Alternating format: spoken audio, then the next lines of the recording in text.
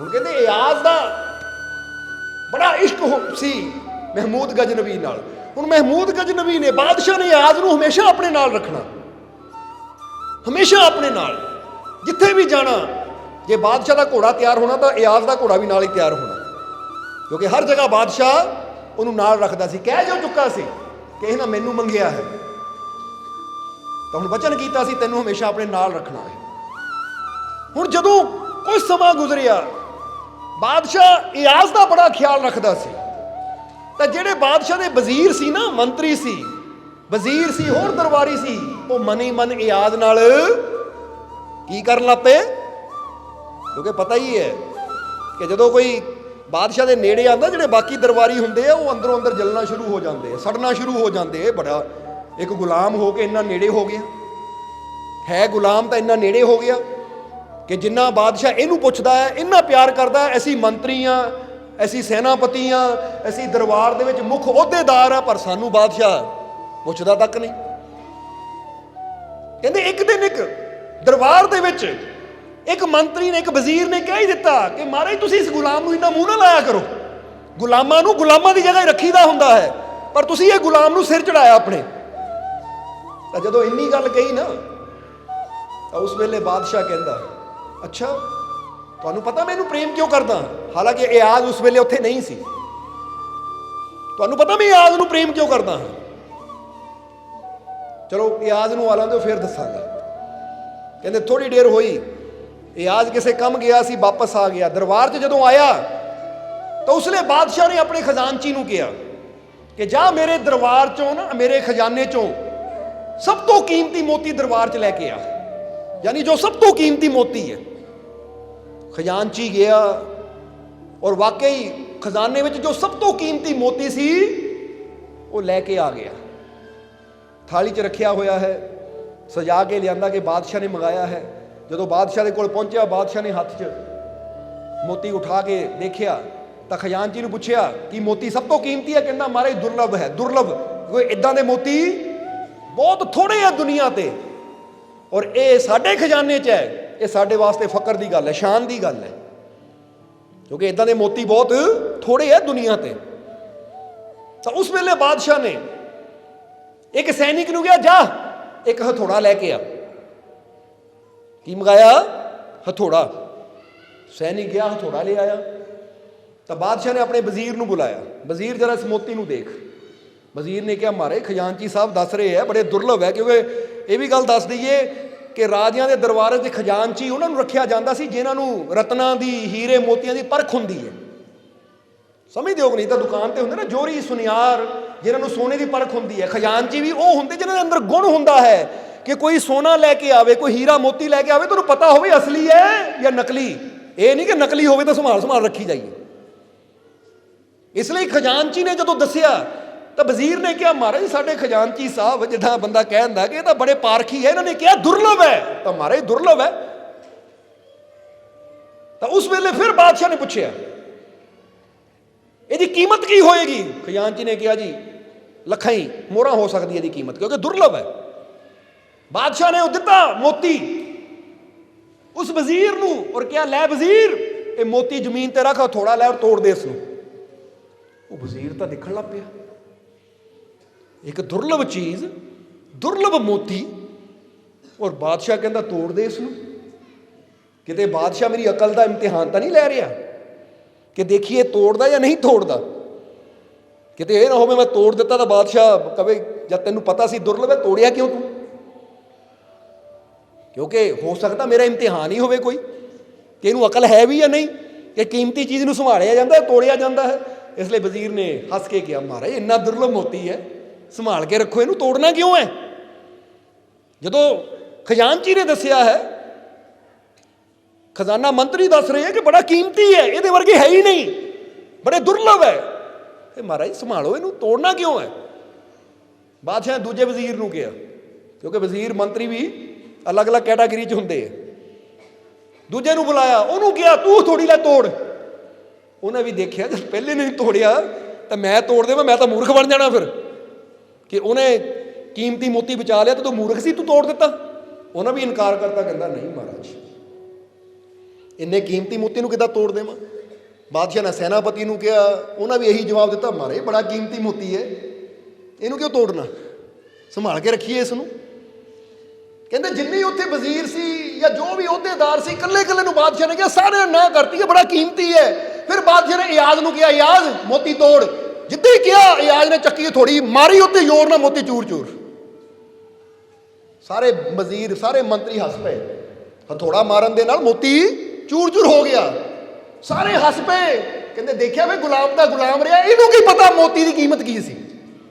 ਰਿਹਾ ਨਾ ਅਨਪੜ੍ਹ ਦਾ ਅਨਪੜ੍ਹ, ਗੁਲਾਮ ਦਾ ਗੁਲਾਮ, ਇਹਨੂੰ ਪਤਾ ਹੀ ਨਹੀਂ ਮੂਰਖ ਨੂੰ ਇੰਨਾ ਕੀਮਤੀ ਮੋਤੀ ਇੱਕ ਵਾਰ 'ਚ ਹੀ ਤੋੜ ਦਿੱਤਾ। ਪਾਗਲ। ਹੁਣ ਬਾਦਸ਼ਾਹ ਕੋਲ ਗਾਲਾਂ ਪੈਣਗੀਆਂ, ਮਨ 'ਚ ਖੁਸ਼ ਹੋ ਰਹੇ ਹੈ। ਤਾਂ ਉਸ ਵੇਲੇ ਬਾਦਸ਼ਾਹ ਨੇ ਇਆਜ਼ ਨੂੰ ਪੁੱਛਿਆ, ਉਹ ਇਆਜ਼ ਇਹ ਕੀ ਕੀਤਾ, ਉਹ ਇੰਨਾ ਕੀਮਤੀ ਮੋਤੀ ਮੇਰੇ ਇੱਕ ਵਾਰ ਕਹਿਣ ਤੇ ਤੂੰ ਚੂਰ ਚੂਰ ਕਰ ਦਿੱਤਾ, ਤੋੜ ਦਿੱਤਾ। ਤੈਨੂੰ ਜਰਾ ਵੀ ਅਹਿਸਾਸ ਨਹੀਂ ਕਿ ਮੋਤੀ ਦੀ ਕੀਮਤ ਕੀ ਸੀ। ਪਹਿਲੇ ਵਜ਼ੀਰ ਨੂੰ ਦਿੱਤਾ, ਦੂਜੇ ਨੂੰ ਦਿੱਤਾ, ਤੀਜੇ ਨੂੰ ਦਿੱਤਾ, ਸੈਨਾਪਤੀ ਨੂੰ ਦਿੱਤਾ, ਸਾਰੇ ਮੰਤਰੀਆਂ ਨੂੰ ਦਿੱਤਾ, ਪਰ ਉਹਨਾਂ ਨੇ ਨਹੀਂ ਤੋੜਿਆ ਕਿਉਂਕਿ ਮੋਤੀ ਬੜਾ ਦੁਰਲਭ ਸੀ, ਕੀਮਤੀ ਸੀ। ਓਏ ਤੂੰ ਮੂਰਖ ਹੈ ਜਿਹੜਾ ਪਹਿਲੀ ਵਾਰ ਕਹਿਣ ਤੇ ਤੋੜ ਦਿੱਤਾ। ਤਾਂ ਉਸ ਲਈ ਇਆਜ਼ ਨੇ ਕਿਹਾ, ਹਜ਼ੂਰ ਠੀਕ ਹੈ ਮੋਤੀ ਕੀਮਤੀ ਸੀ, ਪਰ ਮੇਰੇ ਵਾਸਤੇ ਮੋਤੀ ਨਾਲੋਂ ਜ਼ਿਆਦਾ ਕੀਮਤੀ ਤੁਹਾਡਾ ਹੁਕਮ ਸੀ। ਹੁਕਮ ਤੋੜ ਦਿੰਦਾ ਤਾਂ ਜਾਂ ਮੈਂ ਤੁਹਾਡਾ ਹੁਕਮ ਮੰਨਦਾ, ਮੋਤੀ ਤੋੜ ਦਿੰਦਾ। ਮੈਨੂੰ ਮੇਰੀਆਂ ਨਜ਼ਰਾਂ 'ਚ ਇਹ ਮੋਤੀ ਨਾਲੋਂ ਜ਼ਿਆਦਾ ਤੁਹਾਡਾ ਹੁਕਮ ਕੀਮਤੀ ਹੈ। ਮੈਂ ਜਾਨ ਦੇ ਸਕਦਾ ਪਰ ਕਦੀ ਤੁਹਾਡਾ ਹੁਕਮ ਨਹੀਂ ਤੋੜ ਸਕਦਾ। ਇਦਾਂ ਦੇ ਮੋਤੀ, ਲੱਖਾਂ ਹੀ ਮੋਤੀ ਤੁਹਾਡੇ ਹੁਕਮ ਤੇ ਕੁਰਬਾਨ। ਬਾਦਸ਼ਾਹ ਨੇ ਖੁਸ਼ ਹੋ ਕੇ ਥਾਪੀ ਦਿੱਤੀ ਉਹਨੂੰ, ਕਿਉਂਕਿ ਬਾਦਸ਼ਾਹ ਨੂੰ ਪਤਾ ਸੀ। ਹੁਣ ਬਾਦਸ਼ਾਹ ਕਹਿੰਦਾ, ਦੱਸੋ ਵੀ ਇਹਨੂੰ ਪਿਆਰ ਨਾ ਕਰਾਂ ਤਾਂ ਹੋਰ ਕੀ ਕਰਾਂ। ਤੁਸੀਂ ਮੋਤੀ ਦੇ ਬਾਰੇ ਸੋਚਦੇ ਰਹੇ, ਮੇਰੇ ਹੁਕਮ ਦੀ ਤਾਂ ਤੁਸੀਂ ਪਰਵਾਹ ਹੀ ਨਹੀਂ ਕੀਤੀ ਕਿ ਬਾਦਸ਼ਾਹ ਕਹਿ ਕੀ ਰਿਹਾ ਹੈ। ਹੁਣ ਗੁਰਬਾਣੀ ਵੀ ਕਹਿੰਦੀ ਨਾ, ਹੁਕਮੇ ਅੰਦਰ ਸਭ ਕੋ ਬਾਹਰ ਹੁਕਮ ਨਾ। ਹੁਣ ਅਸੀਂ ਵੀ ਕੀ ਕਹਿੰਦੇ, ਰੱਬ ਦਾ ਹੁਕਮ ਨਹੀਂ ਮੰਨਦੇ। ਪਰਮਾਤਮਾ ਕਹਿੰਦਾ ਹੈ, ਪ੍ਰਭੂ ਕਹਿੰਦਾ ਹੈ, ਸਭ ਨਾਲ ਪਿਆਰ ਕਰ, ਕਿਸੇ ਨਾਲ ਨਫ਼ਰਤ ਨਾ ਕਰ, ਮੇਰਾ ਸਿਮਰਨ ਕਰ, ਨੇਕੀ ਕਰ, ਅੱਛਾਈ ਕਰ, ਨੇਕ ਮਾਰਗ ਤੇ ਚੱਲ, ਵਿਸ਼ਵਾਸ ਰੱਖ। ਉਹ ਵੀ ਰੱਬ ਦਾ ਹੁਕਮ ਹੈ, ਪਰ ਅਸੀਂ ਰੱਬ ਦਾ ਹੁਕਮ ਮੰਨਦੇ ਨਹੀਂ ਆ। ਔਰ ਕੀ ਕਰ ਲੈਂਦੇ ਆ, ਕੋਈ ਯਾਰ ਦੋਸਤ ਕਹਿੰਦੇ ਨਾ, ਉਹ ਚੱਲ ਠੇਕੇ ਚਲੀਏ, ਚਲੋ ਚੱਲਦੇ ਆ, ਚਲੋ ਫਲਾਨਾ ਕੰਮ ਆ ਕਰੀਏ। ਜਿਹੜਾ ਕੰਮ ਗੁਰੂ ਰਹਿਬਰ ਮਨਾ ਕਰ ਗਏ ਹੈ, ਜਿਹੜੀਆਂ ਚੀਜ਼ਾਂ ਤੋਂ ਸਾਨੂੰ ਰੋਕ ਗਏ ਹੈ, ਅਸੀਂ ਦੁਨੀਆ ਮਗਰ ਲੱਗ ਕੇ ਉਹੀ ਕੰਮ ਕਰਨੇ ਸ਼ੁਰੂ ਕਰ ਦਿੰਦੇ। ਇਹਦਾ ਮਤਲਬ ਅਸੀਂ ਵੀ ਦੁਨੀਆ ਨੂੰ ਕੀਮਤੀ ਸਮਝ ਲੈਂਦੇ ਆ, ਔਰ ਆਪਣੇ ਰੱਬ ਦੇ ਹੁਕਮ ਦੀ, ਆਪਣੇ ਗੁਰੂਆਂ ਰਹਿਬਰਾਂ ਸੰਤਾਂ ਦੇ ਹੁਕਮ ਦੀ ਅਸੀਂ ਕੋਈ ਕੀਮਤ ਜਾਣਦੇ ਹੀ ਨਹੀਂ ਆ, ਸਮਝਦੇ ਹੀ ਨਹੀਂ ਆ। ਫਿਰ ਅਸੀਂ ਰੱਬ ਦੇ ਆਸ਼ਿਕ ਕਿੱਦਾਂ ਹੋ ਸਕਦੇ ਹਾਂ। ਹੁਣ ਜ਼ਰਾ ਸੋਚੋ, ਇਆਜ਼ ਨੇ ਕੀ ਕਿਹਾ ਕਿ ਠੀਕ ਹੈ ਮੋਤੀ ਕੀਮਤੀ ਸੀ, ਪਰ ਮੋਤੀ ਨਾਲੋਂ ਜ਼ਿਆਦਾ ਕੀਮਤੀ ਮੇਰੇ ਵਾਸਤੇ ਤੁਹਾਡਾ ਹੁਕਮ ਸੀ। ਇਹਨੂੰ ਕਹਿੰਦੇ ਨਾ, ਪ੍ਰਾਣ ਜਾਏ ਪਰ ਬਚਨ ਨਾ ਜਾਏ। ਇਹਦਾ ਮਤਲਬ ਕੀ ਹੈ? ਇੱਕ ਵਚਨ ਉਹ ਹੁੰਦਾ ਜੋ ਮੇਰੀ ਜ਼ੁਬਾਨ ਤੋਂ ਨਿਕਲਦਾ ਹੈ, ਔਰ ਇੱਕ ਵਚਨ ਉਹ ਹੁੰਦਾ ਜੋ ਮੇਰੇ ਮੁਰਸ਼ਿਦ ਦੀ ਜ਼ੁਬਾਨ ਤੋਂ ਨਿਕਲਦਾ ਹੈ, ਜੋ ਮੇਰੇ ਰੱਬ ਦੀ ਜ਼ੁਬਾਨ ਤੋਂ ਨਿਕਲਦਾ ਹੈ। ਹੁਣ ਬੰਦਾ ਕਹਿੰਦਾ ਮੇਰੀ ਜਾਨ ਜਾ ਸਕਦੀ ਹੈ, ਪਰ ਜੋ ਮੇਰੇ ਮੁਰਸ਼ਿਦ ਦੀ ਜ਼ੁਬਾਨ ਤੋਂ ਵਚਨ ਨਿਕਲ ਜਾਵੇ ਜਾਂ ਮੇਰੇ ਪ੍ਰਮਾਤਮਾ ਦੀ ਜ਼ੁਬਾਨ ਤੋਂ ਜੋ ਵਾਕ ਨਿਕਲ ਜਾਵੇ, ਉਹ ਨਹੀਂ ਮੈਂ ਟੁੱਟਣ ਦੇਣਾ। ਮੇਰੀ ਹੱਡੀਆਂ ਟੁੱਟਦੀਆਂ ਬਿਸ਼ੱਕ ਟੁੱਟ ਜਾਣ, ਚਮੜੀ ਉੱਤਰਦੀ ਬਿਸ਼ੱਕ ਉਤਰ ਜਾਵੇ। ਇਹ ਹੁੰਦੀ ਆਸ਼ਕਾਂ ਦੀ ਗੱਲ।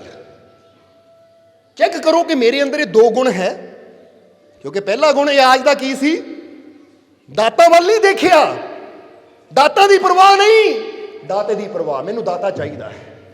ਜਦੋਂ ਸਾਨੂੰ ਵੀ ਇਹ ਹੋ ਗਿਆ ਕਿ ਮੈਨੂੰ ਕੁਝ ਮਿਲੇ ਨਾ ਮਿਲੇ, ਮੈਨੂੰ ਬਸ ਮੇਰਾ ਮਾਲਿਕ ਚਾਹੀਦਾ, ਮੇਰਾ ਪ੍ਰਭੂ ਚਾਹੀਦਾ ਹੈ, ਤਾਂ ਕਹਿੰਦੇ ਨਾ, ਆਪ ਸਵਾਰੇ ਮੈਂ ਮਿਲੇ, ਮੈਂ ਮਿਲਿਆ ਸੁਖ ਹੋਏ।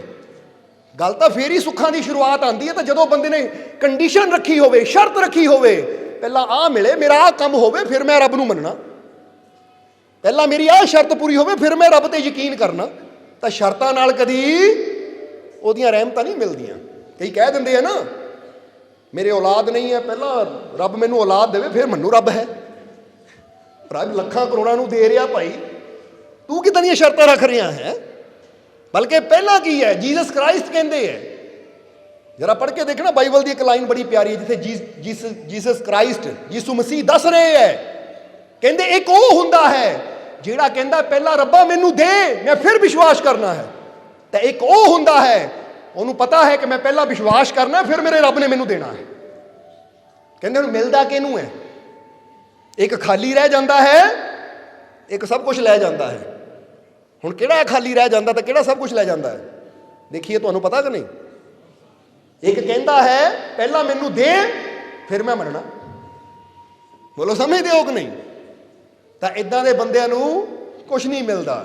ਤਾਂ ਦੂਜੇ ਉਹ ਹੈ ਜਿਹੜੇ ਕਹਿੰਦੇ ਸਾਨੂੰ ਪਤਾ ਹੈ, ਪਹਿਲਾਂ ਸਾਨੂੰ ਮੰਨਣਾ ਪੈਣਾ, ਵਿਸ਼ਵਾਸ ਕਰਨਾ ਪੈਣਾ, ਫਿਰ ਮਿਲਣਾ ਹੈ ਸਾਨੂੰ। ਬੋਲੋ, ਸਮਝਦੇ ਹੋ ਕਿ ਨਹੀਂ? ਜਿੱਦਾਂ ਫਰਜ਼ ਕਰੋ ਇੱਕ ਕਿਸਾਨ ਕਵੇ ਪਹਿਲਾਂ ਮੈਨੂੰ ਖੇਤ ਫਸਲ ਦੇਵੇ ਫਿਰ ਮੈਂ ਬੀਜ ਬੋਣਾ ਹੈ, ਤਾਂ ਇਦਾਂ ਦੇ ਕਿਸਾਨ ਨੂੰ ਫਸਲ ਮਿਲੇਗੀ? ਜਵਾਬ ਦੇਣਾ ਤੁਸੀਂ।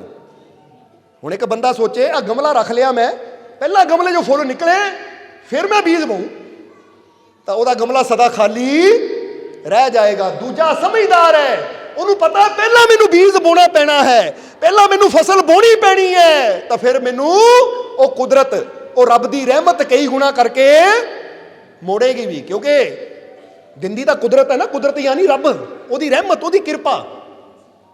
ਜਿੱਦਾਂ ਅਸੀਂ ਕਈ ਵਾਰ ਦੱਸੀ ਨਾ, ਕਿਸਾਨ ਤਾਂ ਇੱਕ ਬੋਰੀ ਬੀਜ ਕੇ ਘਰ ਚਲਾ ਜਾਂਦਾ ਹੈ, ਪਰ ਉਹ ਬੀਜ ਨੂੰ ਤੋੜਦਾ ਕੌਣ ਹੈ? ਉਹਦੇ ਜੋ ਬੇਲ ਕੌਣ ਕੱਢਦਾ ਹੈ? ਬੂਟਾ ਕੌਣ ਕੱਢਦਾ ਹੈ? ਉਹ ਬੂਟੇ ਦੇ ਅੰਦਰ ਅਨਾਜ ਕੌਣ ਪੈਦਾ ਕਰਦਾ ਹੈ? ਫਲ ਫੁੱਲ ਕੌਣ ਲਾਉਂਦਾ ਹੈ? ਉਹ ਕਿਸਾਨ ਨਹੀਂ, ਉਹ ਕੁਦਰਤ, ਉਹ ਪ੍ਰਮਾਤਮਾ, ਪ੍ਰਭੂ। ਠੀਕ ਹੈ, ਮਿਹਨਤ ਪਹਿਲਾਂ ਕਰਨੀ ਪੈਂਦੀ ਹੈ, ਪਰ ਜੇ ਮਿਹਨਤ ਨਾ ਕੀਤੀ ਜਾਵੇ ਤਾਂ ਫਿਰ ਫਲ ਵੀ ਨਹੀਂ ਮਿਲੇਗਾ। ਪਰ ਪਹਿਲਾਂ ਇਨਸਾਨ ਵੱਲੋਂ ਸ਼ੁਰੂਆਤ ਹੁੰਦੀ ਹੈ। ਇਹਨੂੰ ਕਹਿੰਦੇ ਚਰਨ ਸ਼ਰਨ ਗੁਰੂ ਏਕ ਪੈਂਡਾ ਜਾਈ ਚੱਲ, ਸਤਿਗੁਰੂ ਕੋਟ ਪੈਂਡਾ ਆਗੇ ਹੋਏ ਲੈ। ਤਾਂ ਪਹਿਲਾਂ ਤੈਨੂੰ ਜਾਣਾ ਪੈਣਾ ਹੈ, ਫਿਰ ਉਹਦੀ ਕਿਰਪਾ ਨੇ ਤੇਰੇ ਤੱਕ ਆਣਾ ਹੈ। ਤਾਂ ਜੇ ਬੰਦਾ ਸੋਚੇ ਪਹਿਲਾਂ ਉਹ ਆਵੇ ਫਿਰ ਮੈਂ ਜਾਊਂ, ਤਾਂ ਫਿਰ ਭਾਈ ਘਾਟਾ ਉਹਨੂੰ ਨਹੀਂ ਪੈਣਾ। ਘਾਟਾ ਕਿਹਨੂੰ ਪੈਣਾ ਹੈ? ਇਦਾਂ ਦੀਆਂ ਸ਼ਰਤਾਂ ਰੱਖਣ ਵਾਲੇ ਨੂੰ ਘਾਟਾ ਪੈਂਦਾ ਹੈ। ਕਿਉਂਕਿ ਕਹਿੰਦੇ ਆ ਨਾ ਕਿ ਤੇਰੇ ਜਿਹਾ ਮੈਨੂੰ ਹੋਰ ਨਾ ਕੋਈ, ਤਾਂ ਮੇਰੇ ਜਿਹੇ ਲੱਖ ਤੈਨੂੰ। ਬੋਲੋ, ਸਮਝਦੇ ਹੋ ਕਿ ਨਹੀਂ? ਕਿ ਜੇ ਬੰਦਾ ਕਵੇ ਤਾਂ ਬੰਦਾ ਤੇਰੇ ਵਰਗੇ ਤਾਂ ਉਹ ਕਰੋੜਾਂ ਅਰਬਾਂ ਖਰਬ ਹੀ ਆ ਉਹਨੂੰ, ਪਰ ਜੇ ਤੂੰ ਕਵੇ ਰੱਬ, ਤਾਂ ਉਹਨੂੰ ਤਾਂ ਇੱਕੋ ਹੀ ਕਿਹਾ ਹੈ। ਕਹਿੰਦੇ ਨਾ ਇੱਕ ਓਮਕਾਰ, ਜਾਂ ਹਜ਼ੂਰ ਮੁਹੰਮਦ ਸਾਹਿਬ ਨੇ ਕਿਹਾ ਵਾਹਦਹੂ ਲਾ ਸ਼ਰੀਕ। ਵਾਹਦ ਦਾ ਮਤਲਬ ਇੱਕੋ ਹੀ ਹੈ, ਇੱਕੋ ਹੀ ਤਾਕਤ ਹੈ। ਏਕ ਪਿਤਾ ਏਕਸ ਕੇ ਹਮ ਬਾਰਕ, ਜਾਂ ਸਭ ਕਾ ਮਾਲਿਕ, ਉਹ ਤਾਂ ਇੱਕੋ ਹੀ ਹੈ। ਉਹਦੇ ਵਰਗਾ ਤੈਨੂੰ ਕਿੱਥੋਂ ਮਿਲਣਾ? ਤੇਰੇ ਵਰਗੇ ਤਾਂ ਕਿੰਨੇ ਆਏ ਤਾਂ ਕਿੰਨੇ ਚਲੇ ਜਾਣੇ ਹੈ। ਇਹ ਤਾਂ ਤੈਨੂੰ ਉਹਦੀਆਂ ਰਹਿਮਤਾਂ ਦੀ ਲੋੜ ਹੈ। ਤਾਂ ਸ਼ੁਰੂਆਤ ਤੈਨੂੰ ਇੱਥੋਂ ਕਰਨੀ ਪੈਣੀ ਹੈ, ਵਿਸ਼ਵਾਸ ਦੀ। ਬੀਜ ਤੈਨੂੰ ਬੋਣਾ ਪੈਣਾ ਹੈ, ਫਿਰ ਕਿਰਪਾ ਆਣੀ ਹੈ। ਇਸ ਲਈ ਪਹਿਲਾ ਗੁਣ ਇਹ ਇੱਕ ਆਸ਼ਿਕ ਦੇ ਅੰਦਰ ਹੋਣਾ ਚਾਹੀਦਾ ਹੈ ਕਿ ਉਹਦੀ ਨਜ਼ਰ ਹਮੇਸ਼ਾ ਆਪਣੇ ਦਾਤੇ ਤੇ ਹੋਵੇ, ਮਾਲਿਕ ਤੇ ਹੋਵੇ। ਸ਼ਰਤ ਨਾ ਹੋਵੇ ਕਿ ਮੈਨੂੰ ਆਹ ਮਿਲੇ ਫਿਰ ਤੂੰ ਸੱਚਾ, ਮੈਨੂੰ ਆਹ ਨਹੀਂ ਮਿਲਿਆ ਤੂੰ ਝੂਠਾ, ਜਾਂ ਮਿਲ ਗਿਆ ਤਾਂ ਰੱਬ ਹੈ, ਨਹੀਂ ਹੈ ਮਿਲਿਆ ਤਾਂ ਰੱਬ ਹੈ ਨਹੀਂ। ਨਹੀਂ, ਇੱਥੇ ਵਿਸ਼ਵਾਸ ਕਰਨਾ ਪੈਂਦਾ ਹੈ, ਇੱਥੇ ਯਕੀਨ ਕਰਨਾ ਪੈਂਦਾ ਹੈ। ਬੋਲੋ, ਸਮਝਦੇ ਹੋ ਕਿ ਨਹੀਂ? ਕਹਿੰਦੇ ਨੇ ਡਾਕਟਰ ਜੋਏ ਡਿਸਪੈਂਜ਼ਾ ਇੱਕ ਕਹਾਣੀ ਲਿਖਦੇ ਹੈ, ਸੱਚੀ ਘਟਨਾ ਲਿਖਦੇ ਇੱਕ ਔਰਤ ਦੀ ਆਪਣੀ ਕਿਤਾਬ ਦੇ ਅੰਦਰ, ਕਿ ਇੱਕ ਔਰਤ ਦੇ ਨਾ ਇੱਥੇ ਗਰਦਨ ਵਿੱਚ ਗਿੱਲੜ ਜਿਹਾ ਬਣ ਜਾਂਦਾ। ਇੱਕ ਗਿੱਲੜ ਸਮਝਦੇ ਹੋ ਨਾ ਤੁਸੀਂ? ਇੱਥੋਂ ਗਰਦਨ ਫੁੱਲ ਜਾਂਦੀ ਹੈ, ਇੱਕ ਇੱਦਾਂ ਲਟਕਣ ਲੱਗ ਪੈਂਦਾ ਥੋੜਾ ਜਿਹਾ। ਉਹ ਪਹਿਲੀ ਵਾਰ ਜਦੋਂ ਡਾਕਟਰ ਦੇ ਕੋਲ ਗਈ, ਜੋਏ ਡਿਸਪੈਂਜ਼ਾ ਕੋਲ ਗਈ, ਔਰ ਜੋਏ ਡਿਸਪੈਂਜ਼ਾ ਡਾਕਟਰ ਦੇ ਨਾਲ ਨਾਲ ਇੱਕ ਵਿਸ਼ਵਾਸ, ਪਰਮਾਤਮਾ ਤੇ ਯਕੀਨ ਕਰਨਾ ਵੀ ਸਿਖਾਉਂਦੇ ਹੈ, ਮੈਡੀਟੇਸ਼ਨ ਵੀ ਸਿਖਾਉਂਦੇ ਆ, ਧਿਆਨ ਵੀ ਸਿਖਾਉਂਦੇ ਹੈ, ਗੋਡ ਤੇ ਬਲੀਵ ਕਰਨਾ ਵੀ ਸਿਖਾਉਂਦੇ ਆ, ਵਿਸ਼ਵਾਸ ਕਰਨਾ ਵੀ ਸਿਖਾਉਂਦੇ ਹੈ। ਔਰ ਇਹ ਵੀ ਕਹਿੰਦੇ ਆ ਉਹ ਕਿ ਮੈਡੀਸਨ ਉਹ ਨਹੀਂ ਕਰ ਸਕਦੀ ਜੋ ਉਹਦੀ ਕਿਰਪਾ, ਉਹਦੀ ਰਹਿਮਤ ਕਰ ਸਕਦੀ ਹੈ। ਇਸ ਲਈ ਉਹਨਾਂ ਦੀ ਬੁੱਕ ਹੈ ਯੂ ਆਰ ਦਾ ਪਲੈਸੀਬੋ। ਇਹ ਤੁਸੀਂ ਪੜ੍ਹ ਕੇ ਦੇਖ ਲੈਣਾ, ਇਹ 'ਚ ਬੜਾ ਦੱਸਿਆ ਉਹਨਾਂ ਨੇ। ਕੀ ਨਾਮ ਹੈ ਬੁੱਕ ਦਾ? ਯੂ ਆਰ ਦਾ ਪਲੈਸੀਬੋ। ਇਹਦੇ 'ਚ ਵਿਸ਼ਵਾਸ ਦੀ ਗੱਲ ਕੀਤੀ ਹੈ, ਰੱਬ ਦੇ ਯਕੀਨ ਦੀ ਗੱਲ ਕੀਤੀ ਹੈ ਕਿ ਦਵਾਈਆਂ ਬੰਦੇ ਨੂੰ ਉਹ ਨਹੀਂ ਦੇ ਸਕਦੀਆਂ ਜੋ ਰੱਬ ਤੇ ਰੱਖਿਆ ਵਿਸ਼ਵਾਸ ਦੇ ਸਕਦਾ। ਹਾਲਾਂਕਿ ਇੱਕ ਡਾਕਟਰ ਹੀ ਖੁਦ ਲਿਖ ਰਹੇ ਹੈ। ਜ਼ਰਾ ਫਿਰ ਗੌਰ ਕਰਨਾ ਕਿ ਉਹਦੇ ਨਾਲ ਇੱਥੇ ਇੰਗਲਿਸ਼ ਤਾਂ ਪਤਾ ਨਹੀਂ ਉਹਨੂੰ ਕੀ ਕਹਿੰਦੇ, ਪਰ ਇੱਥੇ ਪੰਜਾਬੀ 'ਚ ਅਸੀਂ ਕਹਿੰਦੇ ਗਿੱਲੜ ਜਿਹਾ ਹੁੰਦਾ ਇਹਦਾ ਨਾ। ਕਹਿੰਦੇ ਉਹ ਔਰਤ ਆਈ ਪ੍ਰਾਰਥਨਾ ਵਿੱਚ, ਔਰ ਪ੍ਰਾਰਥਨਾ ਵਿੱਚ ਉਸ ਔਰਤ ਨੇ ਗੋਡ ਦੇ ਅੱਗੇ ਬੇਨਤੀ ਕੀਤੀ, ਐ ਗੋਡ ਮੇਰਾ ਇਹ ਠੀਕ ਕਰ ਦੇ। ਔਰ ਜਦੋਂ ਉਹਨਾਂ ਕਿਹਾ ਤਾਂ ਨਾਲ ਹੀ ਫਿਰ ਉਹਨਾਂ ਮੰਨਿਆ ਕਿ ਪ੍ਰਭੂ ਦੀ ਕਿਰਪਾ ਹੋ ਗਈ, ਪ੍ਰਭੂ ਦੀ ਮਿਹਰ ਹੋ ਗਈ, ਪ੍ਰਭੂ ਦੀ ਰਹਿਮਤ ਹੋ ਗਈ, ਮੇਰਾ ਗਿੱਲੜ ਠੀਕ ਹੋ ਗਿਆ, ਯਾਨੀ ਮੇਰਾ ਇਹ ਦੁੱਖ ਠੀਕ ਹੋ ਗਿਆ। ਪਰ ਹਾਲੇ ਉਹ ਨਜ਼ਰ ਆ ਰਿਹਾ ਸੀ, ਗਿਆ ਕਿਤੇ ਨਹੀਂ ਸੀ। ਪਰ ਉਹਨਾਂ ਕਹਿਣਾ ਕਿਹਾ ਕਿ ਮੈਨੂੰ ਵਿਸ਼ਵਾਸ ਹੈ, ਮੈਂ ਮੰਗਿਆ ਤਾਂ ਮੈਨੂੰ ਮਿਲ ਗਿਆ। ਕਿਉਂਕਿ ਜਿੱਦਾਂ ਜੀਸਸ ਨੇ ਕਿਹਾ ਸੀ, ਇੱਕ ਉਹ ਹੁੰਦਾ ਜਿਹੜਾ ਪਹਿਲਾਂ ਕਹਿੰਦਾ ਕਰ ਫਿਰ ਮੰਨੂ, ਤੇ ਦੂਜਾ ਉਹ ਹੁੰਦਾ ਜਿਹੜਾ ਕਹਿੰਦਾ ਮੈਨੂੰ ਪਤਾ ਪਹਿਲਾਂ ਮੈਨੂੰ ਵਿਸ਼ਵਾਸ ਕਰਨਾ ਪੈਣਾ ਫਿਰ ਮੈਨੂੰ ਮਿਲਣਾ ਹੈ। ਔਰ ਮਿਲਦਾ ਉਹਨਾਂ ਨੂੰ ਹੀ ਹੈ ਜਿਹੜੇ ਪਹਿਲਾਂ ਵਿਸ਼ਵਾਸ ਕਰਦੇ। ਹੁਣ ਇਹ ਔਰਤ ਨੇ ਵੀ ਇਹ ਗੱਲ ਕਹੀ, ਹਾਲਾਂਕਿ ਉਹ ਹੈ ਹਾਲੇ ਵੀ ਨਜ਼ਰ ਆ ਰਿਹਾ ਸਾਰਿਆਂ ਨੂੰ, ਪਰ ਫਿਰ ਵੀ ਉਹਨਾਂ ਕੀ ਕਹਿਣਾ ਸ਼ੁਰੂ ਕੀਤਾ, ਮੇਰੇ ਤੇ ਕਿਰਪਾ, ਮੈਂ ਠੀਕ ਹੋ ਗਈ, ਮੇਰੇ ਗॉड ਨੇ, ਮੇਰੇ ਪ੍ਰਭੂ ਨੇ, ਉਹ ਮੇਰੇ ਮਾਲਿਕ ਨੇ ਮੈਨੂੰ ਠੀਕ ਕਰ ਦਿੱਤਾ, ਮੈਂ ਬਿਲਕੁਲ ਠੀਕ ਹੋ ਗਈ। ਤਾਂ ਲੋਕਾਂ ਨੇ ਵੀ ਕਿਹਾ ਹੋ ਗਈ ਠੀਕ, ਹੋ ਗਈ ਠੀਕ, ਹੋ ਗਈ ਠੀਕ, ਠੀਕ ਹੈ। ਉਹ ਇਦਾਂ ਹੀ ਖੁਸ਼ੀ ਦੇ ਨਾਲ ਘਰ ਗਈ। ਅਗਲੇ ਮਹੀਨੇ ਫੇਰ ਆਈ, ਫਿਰ ਉਹ ਕਹਿ ਰਹੀ ਹੈ ਮੈਂ ਠੀਕ ਹਾਂ, ਮੇਰੇ ਗॉड ਦੀ ਮੈਨੂੰ ਤਾਂ ਬਹੁਤ ਕਿਰਪਾ ਹੈ, ਪਰ ਹਾਲੇ ਵੀ ਉਹ ਨਜ਼ਰ ਆ ਰਿਹਾ ਹੈ, ਹਾਲੇ ਵੀ ਨਜ਼ਰ ਆ ਰਿਹਾ ਹੈ। ਤਾਂ ਕੁਝ ਲੋਕਾਂ ਨੇ ਕਿਹਾ ਇਹ ਔਰਤ ਪਾਗਲ ਤਾਂ ਨਹੀਂ ਹੋ ਗਈ, ਤਕਲੀਫ ਹੈ, ਨਜ਼ਰ ਹਾਲੇ ਵੀ ਆ ਰਿਹਾ, ਤਾਂ ਫਿਰ ਕਹਿ ਰਹੀ ਹੈ ਮੈਂ ਠੀਕ ਹੋ ਗਈ। ਤੇ ਇੱਕ ਔਰਤ ਨੇ ਉਹਨੂੰ ਕਿਹਾ ਭੈਣ ਤੇਰੇ ਨਜ਼ਰ ਤਾਂ ਹਾਲੇ ਆਂਦਾ, ਤੂੰ ਐਵੇਂ ਕਹੀ ਜਾਂਦੀ ਮੈਂ ਠੀਕ ਹੋ ਗਈ।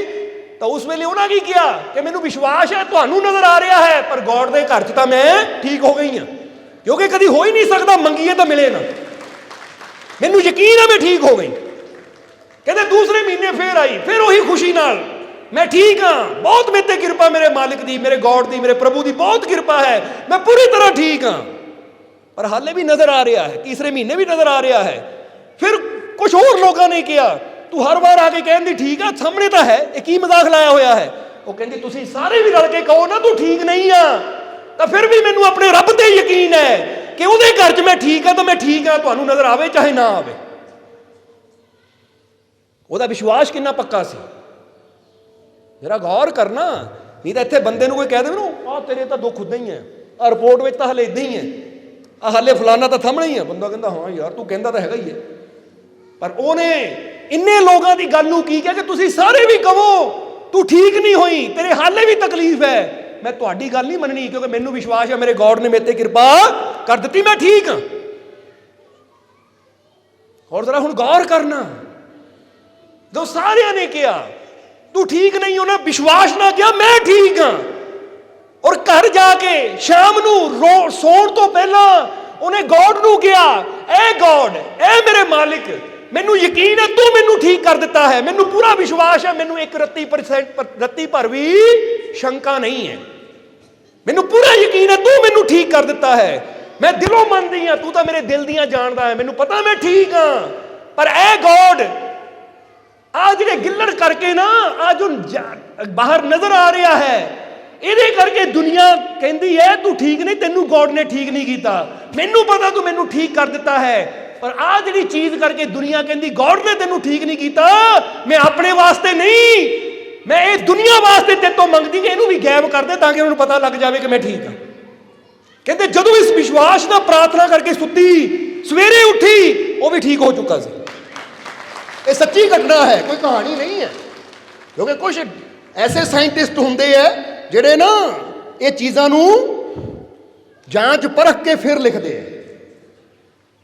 ਹੁਣ ਇਹ ਠੀਕ ਇੱਕ ਰਾਤ 'ਚ ਨਹੀਂ ਹੋਇਆ, ਸੋਨੂੰ ਤਾਂ ਲੱਗਦਾ ਹੈ ਕਿ ਇੱਕ ਰਾਤ 'ਚ ਠੀਕ ਹੋ ਗਿਆ, ਪਰ 3 ਮਹੀਨਿਆਂ ਤੋਂ ਜੋ ਵਿਸ਼ਵਾਸ ਨਾਲ ਕਹਿ ਰਹੀ ਸੀ ਨਾ ਮੈਂ ਠੀਕ ਹਾਂ, ਮੇਰੇ ਗॉड ਨੇ ਮੈਨੂੰ ਠੀਕ ਕਰ ਦਿੱਤਾ, ਅੰਦਰੋਂ ਮੰਨ ਗਈ ਸੀ, ਬਾਹਰੋਂ ਬੇਸ਼ੱਕ ਨਜ਼ਰ ਆ ਰਿਹਾ ਸੀ ਪਰ ਅੰਦਰੋਂ ਮੰਨ ਚੁੱਕੀ ਸੀ, ਕਿਉਂਕਿ ਬਾਹਰਲੀ ਦੁਨੀਆ ਹੋਰ ਹੁੰਦੀ ਤਾਂ ਅੰਦਰਲੀ ਦੁਨੀਆ ਹੋਰ ਹੁੰਦੀ। ਇਹ ਗੱਲ ਯਾਦ ਰੱਖਣਾ, ਪਹਿਲਾਂ ਸਾਨੂੰ ਅੰਦਰ ਵਿਸ਼ਵਾਸ ਨਾਲ ਮੰਨਣਾ ਪੈਂਦਾ, ਫਿਰ ਬਾਹਰਲੀ ਦੁਨੀਆ ਤੇ ਅਸਰ ਹੋਣਾ ਸ਼ੁਰੂ ਹੋ ਜਾਂਦਾ ਹੈ। ਪਰ ਬਾਹਰੋਂ ਅਸੀਂ ਕਹੀ ਜਾਈਏ ਮੈਂ ਠੀਕ ਹਾਂ, ਅੰਦਰੋਂ ਅਸੀਂ ਹਾਲੇ ਹੀ ਮੰਨਦੇ ਮੈਂ ਕਿੱਥੇ ਠੀਕ ਹਾਂ, ਹਾਲੇ ਤਾਂ ਮੇਰੇ ਆ ਦਰਦ ਹੈ, ਹਾਲੇ ਤਾਂ ਮੇਰੇ ਆ ਪੇਨ ਹੈ, ਹਾਲੇ ਤਾਂ ਮੇਰਾ ਕੰਮ ਹੋਇਆ ਹੀ ਨਹੀਂ, ਪਹਿਲਾਂ ਹੋਵੇ ਫਿਰ ਮੰਨੂ। ਨਹੀਂ, ਕਿਰਪਾ ਕਿਹਨਾਂ ਨੂੰ ਮਿਲਦੀ ਜਿਹੜੇ ਪਹਿਲਾਂ ਮੰਨਦੇ ਹੈ ਕਿ ਮੈਨੂੰ ਪਤਾ ਪਹਿਲਾਂ ਮੈਨੂੰ ਮੰਨਣਾ ਪੈਣਾ ਹੈ। ਇਸ ਲਈ ਅੱਜ ਅਗਰ ਤੁਹਾਨੂੰ ਕੋਈ ਤਕਲੀਫ ਹੈ, ਦੁੱਖ ਹੈ, ਤਾਂ ਅੱਜ ਹੀ ਮੰਨੋ, ਦਿਲੋਂ ਮੰਨੋ, ਅੰਦਰਲੀ ਦੁਨੀਆ 'ਚ, ਆਪਣੇ ਮਨ ਦੀ ਦੁਨੀਆ 'ਚ ਮੰਨ ਲਓ ਕਿ ਮੈਂ ਠੀਕ ਹਾਂ, ਤਾਂ ਜਲਦੀ ਉਹਦਾ ਅਸਰ ਬਾਹਰ ਵੀ ਤੁਹਾਨੂੰ ਨਜ਼ਰ ਆ ਜਾਏਗਾ। ਪਰ ਸ਼ੁਰੂਆਤ ਕਿੱਥੋਂ ਕਰਨੀ ਪੈਂਦੀ ਹੈ? ਕਹਿ ਦਿਓ ਅੰਦਰੋਂ, ਕਿਉਂਕਿ ਇੱਕ ਬੀਜ ਵੀ ਬ੍ਰਿਕਸ਼ ਬਣਦਾ ਤਾਂ ਸ਼ੁਰੂਆਤ ਕਿੱਥੋਂ ਹੁੰਦੀ ਹੈ? ਅੰਦਰੋਂ। ਰਿਜ਼ਲਟ ਤਾਂ ਬਾਅਦ ਚੋਂ ਬਾਹਰ ਸਾਹਮਣੇ ਆਉਂਦਾ ਹੈ, ਪਹਿਲਾਂ ਤਾਂ ਸਭ ਕੁਝ ਅੰਦਰ ਹੀ ਚੱਲਦਾ ਹੈ। ਹੁਣ ਮਾਂ ਦੇ ਗਰਭ 'ਚ ਬੱਚਾ ਪੈਦਾ ਹੁੰਦਾ ਹੈ, ਬਣਦਾ ਹੈ, ਤਾਂ ਕਿੱਥੇ ਬਣਦਾ? ਅੰਦਰ। ਰਿਜ਼ਲਟ ਤਾਂ 9 ਮਹੀਨੇ ਬਾਅਦ ਸਾਹਮਣੇ ਆਉਂਦਾ ਹੈ, ਪਰ ਤਿਆਰੀ ਤਾਂ ਅੰਦਰ ਚੱਲਦੀ ਹੈ। ਬੰਦੇ ਨੂੰ ਨਜ਼ਰ ਵੀ ਨਹੀਂ ਆਉਂਦਾ ਪਰ ਤਿਆਰੀ ਚੱਲ ਰਹੀ ਹੈ। ਕਿੱਦਾਂ ਹੱਡੀਆਂ, ਕਿੱਦਾਂ ਅੱਖਾਂ, ਕਿੱਦਾਂ ਦਿਲ, ਕਿੱਦਾਂ ਗੁਰਦੇ, ਸਭ ਕੁਝ ਅੰਦਰ ਗਤੀ ਬਣੀ ਜਾਂਦਾ ਹੈ। ਫਿਰ 9 ਮਹੀਨੇ ਬਾਅਦ ਰਿਜ਼ਲਟ ਸਾਹਮਣੇ ਆਉਂਦਾ ਕਿ ਲੜਕਾ ਹੈ ਜਾਂ ਲੜਕੀ ਹੈ। ਸਮਝਦੇ ਹੋ ਕਿ ਨਹੀਂ? ਉਹ ਕੁਦਰਤ ਬਾਹਰ ਬਾਅਦ ਵਿੱਚ ਉਹ ਸਮਾਂ ਆਉਂਦਾ ਹੈ, ਪਰ ਪਹਿਲਾਂ ਤਿਆਰੀ ਅੰਦਰ ਚੱਲਦੀ ਹੈ। ਇਸੇ ਤਰ੍ਹਾਂ ਇਹ ਇੱਕ ਇਸ਼ਾਰੇ ਹੈ ਕਿ ਪਹਿਲਾਂ ਸਾਡੇ ਅੰਦਰ ਕੀ ਚੱਲਦਾ ਹੈ, ਜੋ ਸਾਡੇ ਅੰਦਰ ਚੱਲਣਾ ਹੈ ਉਹੀ ਫਿਰ ਬਾਹਰ ਵੀ ਆਣਾ ਹੈ। ਜੇ ਸਾਡੇ ਅੰਦਰ ਵਿਸ਼ਵਾਸ ਹੀ ਹੈ ਨਹੀਂ, ਯਕੀਨ ਹੀ ਹੈ ਨਹੀਂ, ਅਸੀਂ ਸੋਚੀ ਜਾਈਏ, ਜਵਾਨੋਂ ਕਹਿ ਦਈਏ ਹਾਂ ਮੈਨੂੰ ਵਿਸ਼ਵਾਸ ਹੈ, ਪਰ ਅੰਦਰ ਡਰੀ ਜਾਈਏ, ਅੰਦਰ ਮੰਨੀ ਜਾਈਏ ਹਾਲੇ ਕਿਰਪਾ ਤਾਂ ਹੋਈ ਨਹੀਂ, ਹਾਲੇ ਰਹਿਮਤ ਤਾਂ ਹੋਈ ਨਹੀਂ, ਜਦੋਂ ਹੋਏਗੀ ਫਿਰ ਕਵਾਂਗੇ ਹੋ ਗਈ, ਤੇ ਇਹਦਾ ਮਤਲਬ ਫਿਰ ਹਾਲੇ ਵਿਸ਼ਵਾਸ ਦੀ ਕਮੀ ਹੈ। ਕਹਿੰਦੇ ਉਸ ਔਰਤ ਨੇ ਮੰਨਿਆ, ਤਾਂ ਹੀ ਤਾਂ ਕਹਿੰਦੀ ਰਹੀ ਮੈਂ ਠੀਕ ਹਾਂ, ਦੁਬਾਰਾ ਦੁੱਖ ਦੀ ਗੱਲ ਹੀ ਨਹੀਂ ਕੀਤੀ, ਦੁਬਾਰਾ ਉਹਨਾਂ ਪ੍ਰਾਰਥਨਾ ਹੀ ਨਹੀਂ ਕੀਤੀ। ਪਰ ਇੱਥੇ ਕੀ ਹੁੰਦਾ ਹੈ, ਕਈ ਵਾਰ ਪਤਾ ਕੀ ਹੁੰਦਾ ਹੈ, ਇੱਥੇ ਬੇਨਤੀ ਕਰ ਲਈ, ਫਿਰ ਅਸੀਂ ਉੱਠ ਕੇ ਅੰਦਰ ਗਏ, ਉੱਥੇ ਗਏ, ਉੱਥੇ ਫੇਰ ਬੇਨਤੀ ਕਰ ਲਈ, ਉੱਥੋਂ ਉੱਥੇ ਪਹੁੰਚੇ, ਉੱਥੇ ਫੇਰ ਖੜ ਕੇ ਬੇਨਤੀ ਕਰਨ। ਕੀ ਗੱਲ ਬਈ, ਯਕੀਨ ਹੀ ਹੈ ਨਹੀਂ ਕਿ 3 ਜਗ੍ਹਾ 5-5 ਮਿੰਟ ਬਾਅਦ ਬੇਨਤੀ ਕਰਕੇ ਕੋਈ ਜਲਦੀ ਕਿਰਪਾ ਹੋ ਜਾਣੀ ਹੈ। ਵਿਸ਼ਵਾਸ ਤਾਂ ਉਹ ਹੁੰਦਾ ਕਿ ਇੱਕ ਵਾਰ ਕਹਿ ਦਿੱਤਾ ਤਾਂ ਯਕੀਨ ਹੈ ਦੁਬਾਰਾ ਕਹਿਣ ਦੀ, ਬਸ ਫਿਰ ਤਾਂ ਵਿਸ਼ਵਾਸ ਦੀ ਲੋੜ ਹੈ ਕਿ ਇੱਕ ਵਾਰ ਮੇਰੀ ਅਰਜ਼ ਮਾਲਕ ਦੇ ਘਰ ਤੱਕ ਪਹੁੰਚ ਗਈ ਹੈ ਤਾਂ ਮੈਨੂੰ ਪੂਰਾ ਯਕੀਨ ਹੈ ਕਿਰਪਾ ਹੋ ਗਈ। ਹੁਣ ਤਾਂ ਮੈਂ ਮੰਨਣਾ ਆ, ਕਿਉਂਕਿ ਕਿਰਪਾ ਤਾਂ ਉਸੇ ਵੇਲੇ ਹੋ ਗਈ ਜਦੋਂ ਮੈਂ ਬੇਨਤੀ ਕਰ ਦਿੱਤੀ। ਹੁਣ ਤਾਂ ਮੈਂ ਮੰਨਣਾ ਹੈ, ਯਕੀਨ ਕਰਨਾ ਹੁਣ ਮੈਂ, ਔਰ ਉਹ ਯਕੀਨ ਦੇ ਨਾਲ ਹੀ ਝੋਲੀਆਂ ਭਰਦੀਆਂ ਹੈ। ਪਰ ਜੇ ਯਕੀਨ ਨਹੀਂ ਹੈ ਤਾਂ ਬੰਦਾ 10-10 ਮਿੰਟ ਬਾਅਦ, 15-15 ਮਿੰਟ ਬਾਅਦ ਇਹ ਸੋਚਦਾ ਸ਼ਾਇਦ ਮਾਲਕ ਭੁੱਲ ਗਏ, ਉੱਥੇ ਜਾ ਕੇ ਫੇਰ ਦੱਸ ਦਈਏ, ਉੱਥੇ ਫੇਰ ਦੱਸ ਦਈਏ, ਉੱਥੇ ਫੇਰ ਦੱਸ ਦਈਏ, ਘਰ ਜਾ ਕੇ ਫੇਰ ਫੋਨ ਕਰਨਗੇ ਕਿਆ ਹੋ ਗਿਆ ਜੀ, ਕਿੱਦਾਂ, ਜ਼ਰਾ ਗੌਰ ਕਰਨਾ।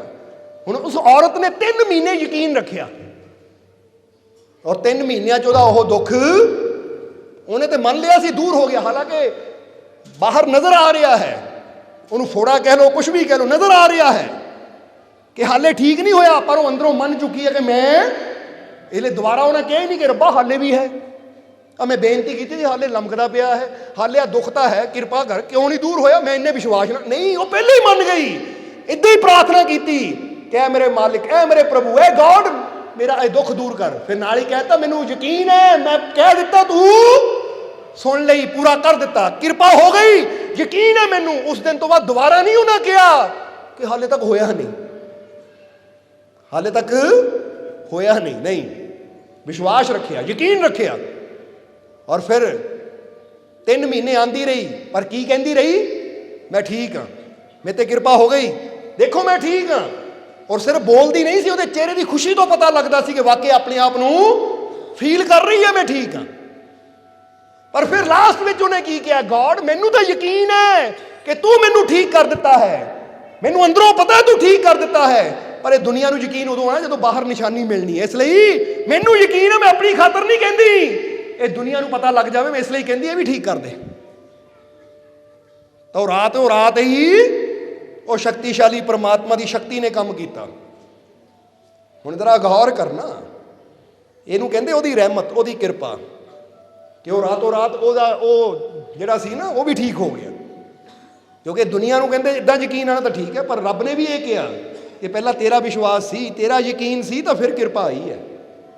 ਹੁਣ ਤੁਸੀਂ ਸੋਚ ਲਓ, ਜੇ ਅੱਜ ਕਿਸੇ ਨੂੰ ਹੁੰਦਾ ਨਾ ਮੇਰੇ ਗੋਡੇ ਦਰਦ ਹੈ, ਪੇਟ ਦਰਦ ਹੈ, ਪਿੱਠ ਦਰਦ ਹੈ, ਇਹ ਦਰਦ ਹੈ, ਉਹ ਦਰਦ ਹੈ, ਤਾਂ ਯਕੀਨ ਕਰੋ ਕਿ ਮੈਂ ਠੀਕ ਹੋ ਗਿਆ, ਕਿਉਂਕਿ ਇਹਨੂੰ ਕਹਿੰਦੇ ਵਿਸ਼ਵਾਸ। ਮੈਂ ਠੀਕ ਹੋ ਜਾਊਂ, ਜਦੋਂ ਹੋਊਂਗਾ ਫੇਰ ਕਹੂੰਗਾ ਮੈਂ ਠੀਕ ਹੋ ਗਿਆ, ਉਹ ਬਾਅਦ ਦੀ ਗੱਲ, ਇਹਦਾ ਮਤਲਬ ਵਿਸ਼ਵਾਸ ਦੀ ਕਮੀ ਹੈ। ਇੱਦਾਂ ਸੋਚੋ ਕਿ ਮੈਂ ਪ੍ਰਾਰਥਨਾ ਕੀਤੀ ਤਾਂ ਮੈਨੂੰ ਮਿਲ ਗਿਆ, ਔਰ ਮੈਨੂੰ ਮਿਲ ਗਿਆ ਤਾਂ ਹੁਣ ਦੁਬਾਰਾ ਕਹਿਣ ਦੀ ਲੋੜ ਕੀ ਹੈ? ਬੋਲੋ, ਸਮਝਦੇ ਹੋ ਕਿ ਨਹੀਂ?